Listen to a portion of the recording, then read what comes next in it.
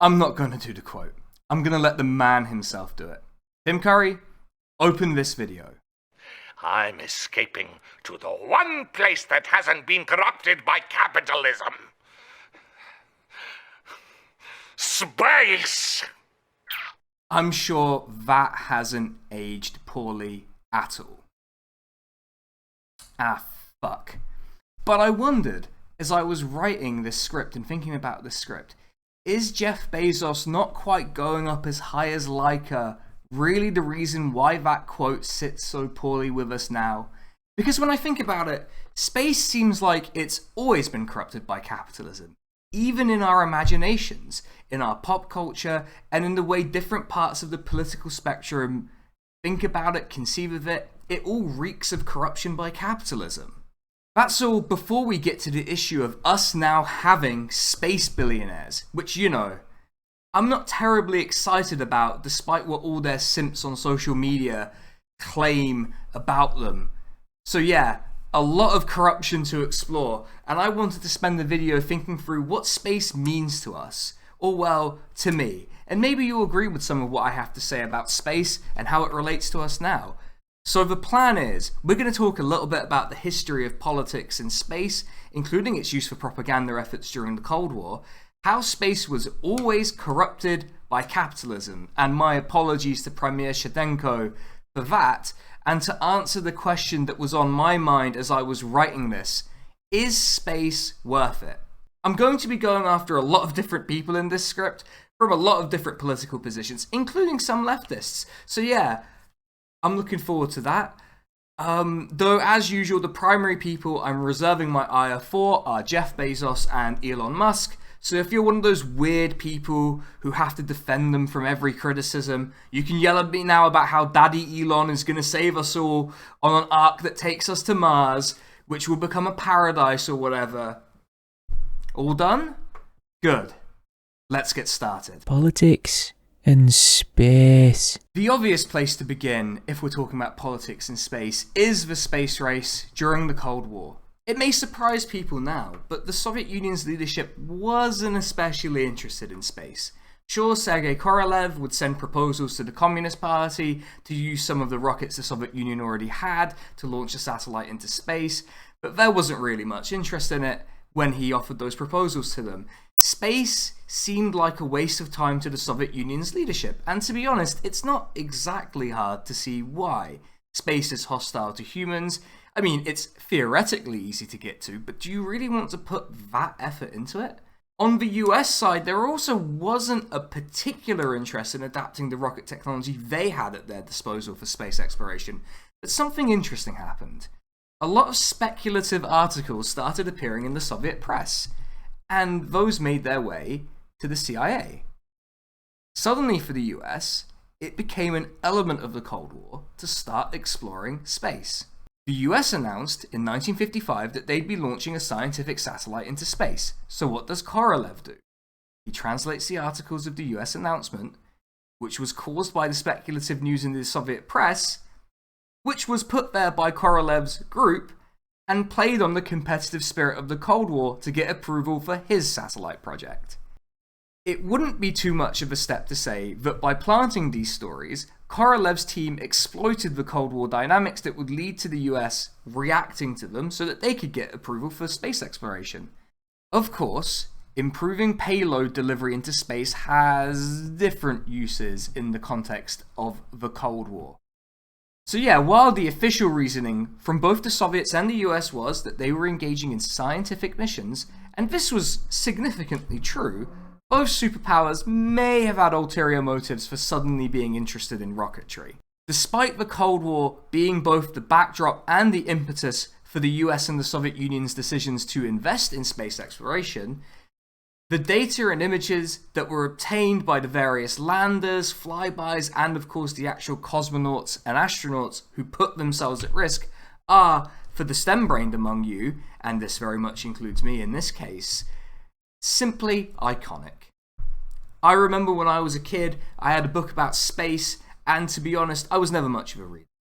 Just going to put my cards on the table there. But I did like the pictures of all the planets and the craters and the various satellites, and those great illustrations where they show the different layers of the planets. We'll probably put one up on the screen now so you know what I mean. So, for better or worse, the space race did happen, and the technical achievements stand as some of the most impressive feats we've achieved. Now, as for who won the space race, sure, America landed on the moon first, but virtually every other milestone was achieved by the Soviet Union. I'll leave you with this graphic, we'll put it up on the screen somewhere to help you decide, but I may have a feeling about which one really won. So there were two ideologically opposed forces in the Cold War, in the space race, and a lot of people like to believe it was this wonderful, great vision of mankind triumphing, showing that there were no limits to what it could do, even though by virtue of how difficult all of these things are, it kind of showed some of our limitations. It may be nice to imagine that this was a wonderful utopian competition that was about the strength of the human spirit, but ultimately it wasn't really that, right? Sure, there were definitely individuals who embodied that spirit, but the truth is, as we've established, it was Cold War competitiveness first. But what happens when there's no Cold War? When you don't have the veneer of a big ideological foe who you're supposed to be outdoing? Well, space kind of fell out of the public imagination for a long time. The preserve of obsessives and nerds, which, yeah, you got me. With public interest dwindling, who steps up but billionaires? Now, we're all probably aware of what the achievements of state-led space exploration have been. Whatever else you might think of the real underlying motivations, men have been to the moon as a result of it. Probes have landed on or flown by pretty much every major celestial body in the solar system. Okay, they've missed some of the moons and probably a lot of the comets and asteroids, but look, there are a lot of them, okay? I think it's only fair to look at two of the highlights of the two main figures for billionaire-led space exploration. First, let's look at Elon Musk. Now, I will note that space vehicles that are capable of landing without exploding and being reused have been around since 1981, with the famous space shuttle being the first. So let's look at how the SpaceX rocket performed. Okay, it's nailed the landing, and there it is, the explosion. I don't think it was supposed to do that. But if the private sector is still at the stage of rockets exploding, I'm not terribly confident about their ability to lead humanity out into the stars. Then we have Jeff Bezos, the most divorced looking man in history, who decided to launch himself into space and managed to come back from it, which, okay, I guess. His flight into space was, if I was going to be honest, pretty underwhelming in itself. A lot of the Bezos and Musk simps love to say that this is a triumph of the private sector and proof of its superiority over state-led and other alternative ways of organizing space exploration. Just look at this headline for the quick summary of my feeling on that. But Bezos didn't even make it as high as Laika, the first living being sent into space in 1957. So Jeff Bezos was unable to match the 1957 Soviet Union in terms of height. But on the other hand, Laika did sadly die because there was no mechanism to bring her back to Earth, and Bezos returned to Earth, which, fine. If you want to get an idea for how ridiculous the ideas have become, just listen to this. Promotional material released by the company claims the station will be a mixed-use business park in space and will host up to 10 people. The company will partner with Sierra Space and Boeing to build the outpost. Blue Origin said the 32,000 square foot station will provide customers with an ideal location for filmmaking in microgravity or conducting cutting-edge research, and said it would also include a space hotel. At a press conference to launch the initiative, executives from Blue Origin and Sierra Space declined to give an estimate of the building costs, though the project seems assured of heavy funding from Mr. Bezos, who has committed to spending $1 billion, or £726 million, a year on Blue Origin. It's just so stupid. They're building an office in space. Just Why? Why is that what they're doing? Why is this what people are doing with their money? Especially when Jeff Bezos could probably end world hunger, or at least enjoy his money in the normal way a divorced guy with money would, like sports cars or something. There's also some left-wing thought on how we should approach space, often exemplified in the meme, fully automated luxury gay space communism. That is a phrase that I did not think I would ever say on video, but there you go. Feel free to clip that as you wish. Which originated from a video that Aaron Bastani did in around 2014, where he explained the concept of fully automated luxury communism, which he also helpfully for us wrote a book about, which rather expectedly was called Fully Automated Luxury Communism. One of the most stupid criticisms of this book that I've encountered is a critique around asteroid mining, as if he was the first person to invent the idea of mining an asteroid, and that isn't just a staple of science fiction that's existed long before anyone knew who Aaron Bastani was. The funniest criticism, by the way, were the people who suggested that asteroid mining was stupid because the asteroids would simply crash into the Earth. Which, no, just no. I don't want to do a stem brain move here, but orbital dynamics are really well understood, and that's not what we're here to criticize today. I do want to draw attention, though, to this passage concerning a potential solution to mineral shortages in the form of exploitation of space.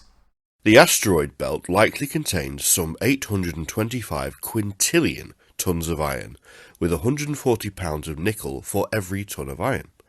According to one estimate, the mineral wealth of NEAs, if divided equally among every person on Earth, would add up to more than $100 billion each. If we can access it, nature offers not only more energy than we can ever imagine, but more iron, gold, platinum, and nickel too. Right now, the resources we have access to are like a crumb in a supermarket. With the right technology, mineral scarcity too would become a thing of the past. We're going to see, as we go through this video, that a lot of the ways that we imagine humanity in space, even in our most idealized visions, revolve around the extraction of resources, which, if you're a fully automated luxury communism kind of person, should probably worry you a little bit, because that surplus isn't going to be equally divided among every person on Earth if this comes to pass, and I'm willing to bet that we'll have something more like space social democracy as a result, since being post-scarcity won't end capitalism in and of itself. Just look at how we're actually post-scarce on a lot of things, but manage to fuck it up because of markets. And as we'll see, space has always been corrupted by capitalism. Space was always corrupted by capitalism. I hate to do this, but space was always corrupted by capitalism. So Premier Cherdenko was talking total shit. Though, in fairness, maybe the problem is me basing an entire video on a line from a game series that has multiple time travel stories, at least one psychic tried to take over the world, and involves the assassination of Einstein. Yeah, I've not really covered myself in glory here. Pretty much as soon as space became something we could access, guess who showed up? That's right, commercial initiatives. The first commercial satellite was the Telstar satellite in 1962, which belonged to AT&T. It was originally an experimental satellite to see whether television signals could be relayed through space, and it broadcast possibly the most embarrassing European cultural export, aside from the imperialism and the white supremacy, Eurovision, to US audiences in the first ever public transatlantic broadcast. We went from that to a whole host of things relying on what is essentially commercial space infrastructure or state infrastructure used by commercial enterprises, which I will note is still capitalism. To the point that we're routinely told that if a solar flare were to hit the planet, our lives would be drastically altered, at least temporarily, in part due to the loss of that space infrastructure and the communication they allow. So yeah, capitalism is well and truly embedded in space, but its corruption is even deeper than that. It's corrupted the way that we imagine space in our pop culture. Let's think about the way space colonization is depicted in video games. Yes, I know the Twitch streamer is going to talk about video games, but trust me, it's going to be worth it. There's a particular type of strategy game that pretty much exemplifies how a lot of people imagine space colonization. 4X games are strategy games that revolve around explore, expand, exploit, and exterminate. We'll see something similar to this in one particular example of idealized space colonization, but perhaps mercifully, because as of recording we don't know of any complex alien life, the exterminate phase is largely hypothetical as it relates to space. It was not hypothetical in the case of, once again, Europe's most embarrassing cultural export, the imperialism. Then it was not hypothetical, then we actually did it. The key phase here, as it relates to space as we understand it now, is exploit. Take the example of the Galactic Civilizations series of games, a fun set of games that I played as a kid. But the main way you played wasn't through creating a society, and the morality system was, if I had to offer some notes to the developers, a little limited. It was building on your planet to maximize the resources extracted while keeping your population just happy enough that they didn't riot. Sound familiar? Who could say what that sounds like, really?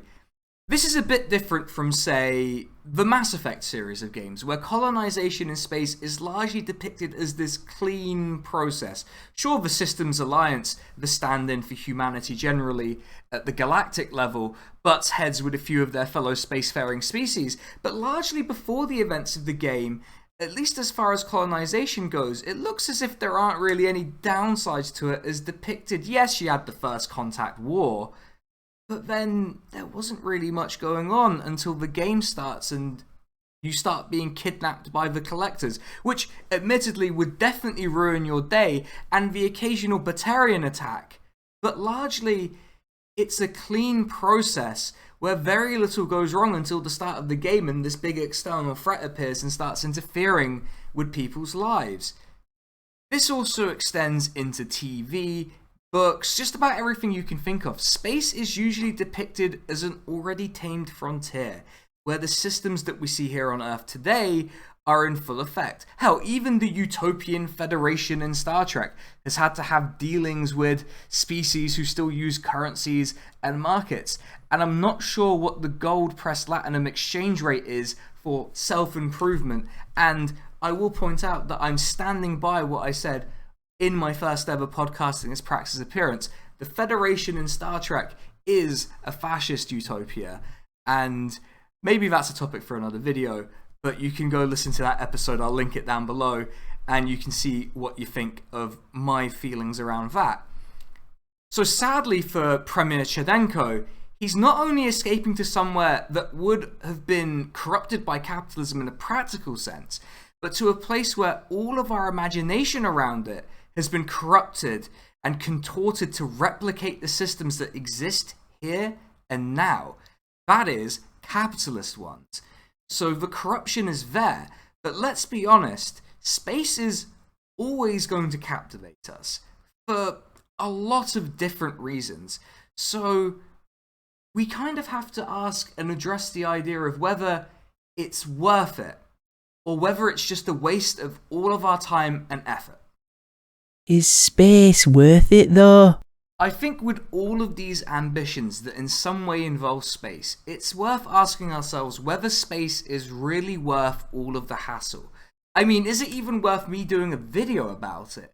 Because when you actually look at space and how hostile it really is to us as an environment, you do have to wonder what kind of people would look at it as a wonderful opportunity, either from the perspective of a capitalist or a socialist. Let's take apartheid emerald mine heir and noted dipshit Elon Musk. He stated that he wants his SpaceX project to reach Mars and that he'd be disappointed if humanity doesn't reach Mars in his lifetime.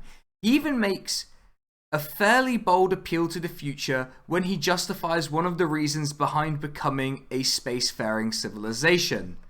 I think fundamentally the future is vastly more exciting and interesting if we're a spacefaring civilization and a multi-planet species than if we're not.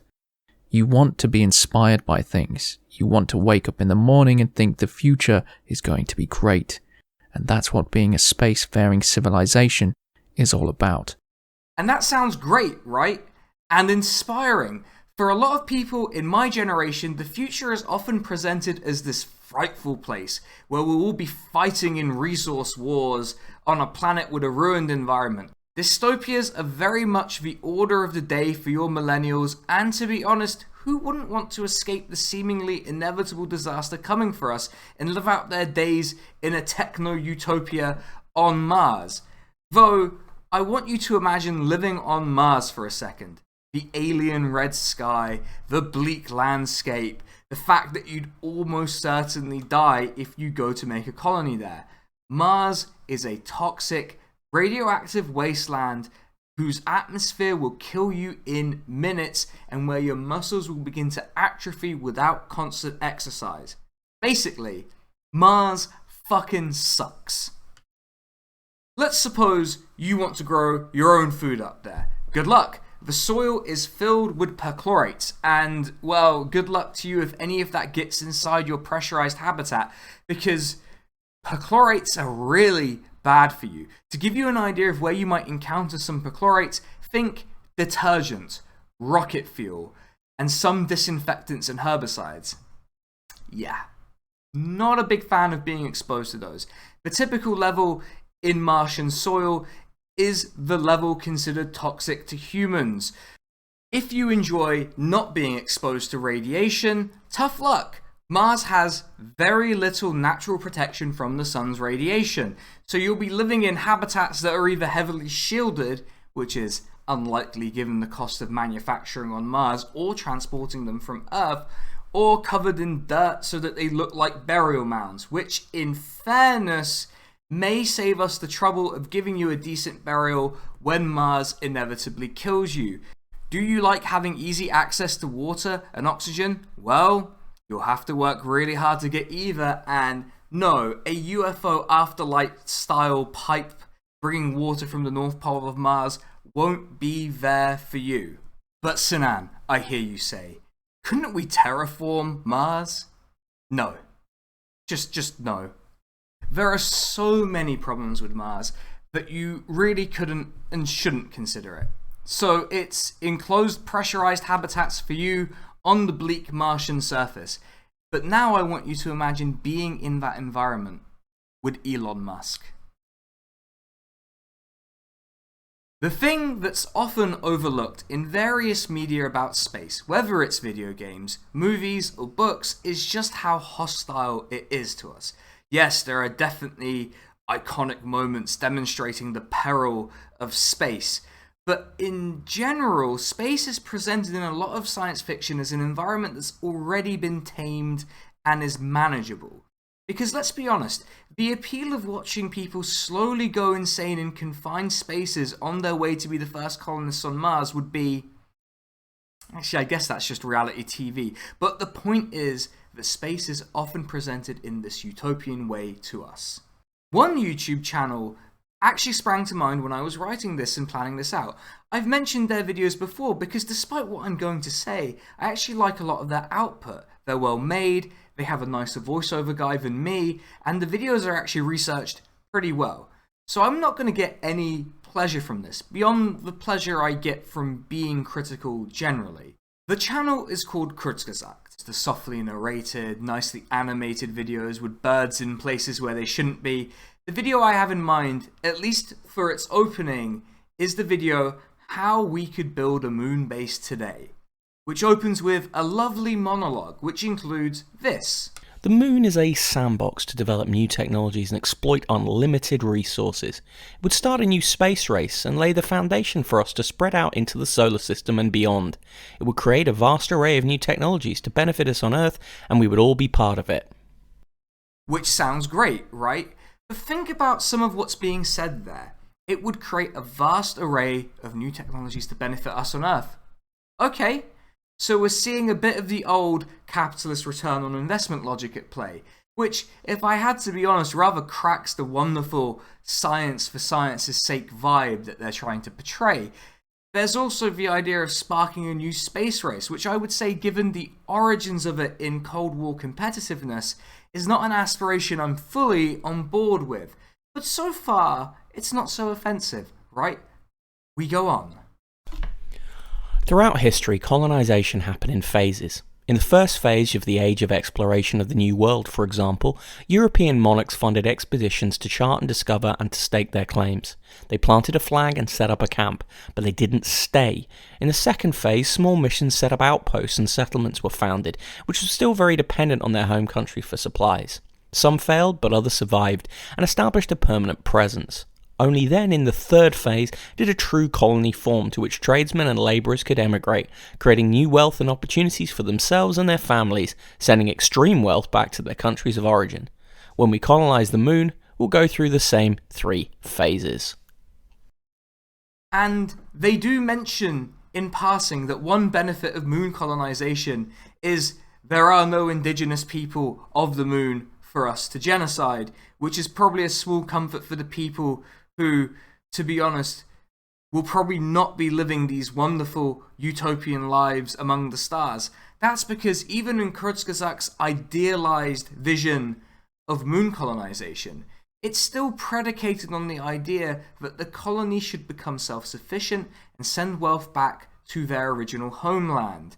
So this vision of space colonization and exploitation of it isn't really that radically different from the kind of thing people imagine in fully automated luxury communism.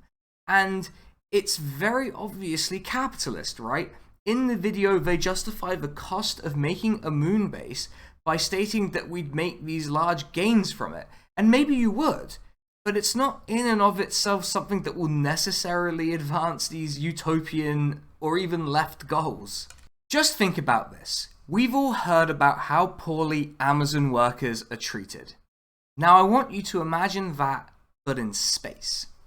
I will remind you all that on the moon, which definitely isn't terraformable, oxygen would be a finite resource controlled by the owner of the base, which in the 2 visions for space exploration we discussed would either likely be some kind of state-owned company or Jeff Bezos and Elon Musk. Something to think about, I guess.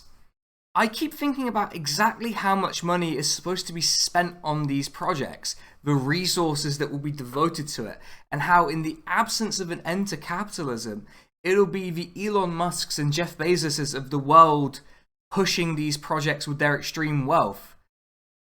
I also keep thinking about the topic for one of my previous videos, climate change, and how we don't really seem to be devoting the resources to that we really need to address it. Never mind the fact that we can't ensure every single person on this planet is properly fed. So it strikes me as obvious that maybe we should look to address the issues on the planet we're currently on before we go out into the skies trying to bring the riches back home, if we should be doing that at all, really. Space, given how the corruption is set in, and that we can't really think of it as anything other than a well of resources to supplement a system that is rightly struggling, maybe means it should be a longer term objective for us, rather than something we allow billionaires to blunder into.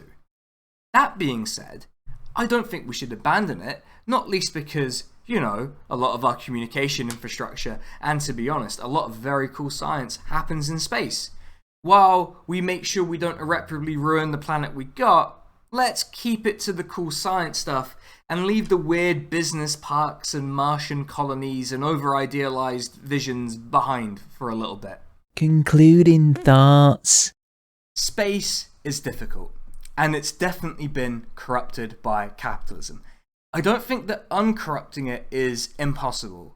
I know this is a recurring theme, but actually facing up to the ways that capitalism makes us see and imagine even the stars themselves might actually help us here on Earth. Because we can see that the way our pop culture has depicted space has led to some admittedly great art, fun video games, decent movies, TV shows, and yes, I'm going to stand by the idea that the Federation is a fascist utopia. Come at me in the comments. I think that while that utopian vision of the space race I discussed earlier is discredited by the reality of it, The romantic in me still sees something of value in it.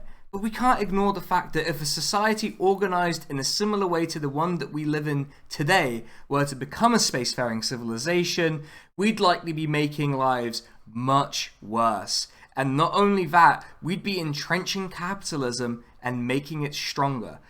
Which, I suppose, is why we have space billionaires now, even if their long-term projects range from quite stupid to going to get the entire crew that you send on it killed. Let's focus a little closer to home before we go out into the stars and make my teenage strategy game nerd self's dreams come true. We have quite a lot of problems to solve here, and to be honest, not a massive amount of time to solve them in an equitable and fair way. And with that, let me leave you with my attempt at the Tim Curry line. I'm escaping to the one place that hasn't been corrupted by capitalism. Space! So, having done that, I want to thank my proofreaders, my partner who left a very, very long comment about the worst part of science fiction being that things are not depicted as alien enough. So there, I've made the complaint for her. You can all react to that as you like in the comments. And to Mick Wright, who also provided his voice for the video alongside Tim, Connor and Sly. You can find all of their things in the description down below. And yeah, the patrons can get this wall this week. So yeah, the patrons, my lovely patrons, will be on this wall. And I want to give a special shout out to Drone Riff and Mercutio. Thank you very much for your support. If you would like a shout out or to have your name on one of my one wall, subscribe on the Patreon. So £1 is the lowest tier. It's just £1 a month. Well, you know, what have you really got to lose? And at £2.50 and above, you get access to my Discord. And at £5, you get the special shout out that Drone Riff and Mercutio just got. And with that, everyone, I'll see you all later. Take it easy.